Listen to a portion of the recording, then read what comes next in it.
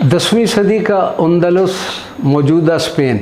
अंदलुस का शहर करतबा 500 साल तक यूरोप का इल्मी, सकाफ़ती और सियासी मरकज़ रहा।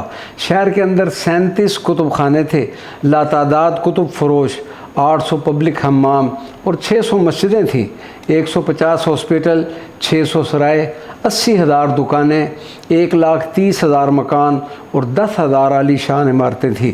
बड़े घरानों के लोग अपने घरों के नाम कुछ इस तरह से रखा करते थे: जन्नत की वादी, बाग़ हैरत। शहर की आबादी 10 लाख के करीब थी। शहर के करीब जो दरिया वादी अल कबीर बहता था, उस पर मकई को पीसने के लिए 5,000 मिलें थी। शहर में हर तरफ हरे भरे दिल फरेब बागात ही बागात थे, जिनकी लंबाई 20 मील तक थी।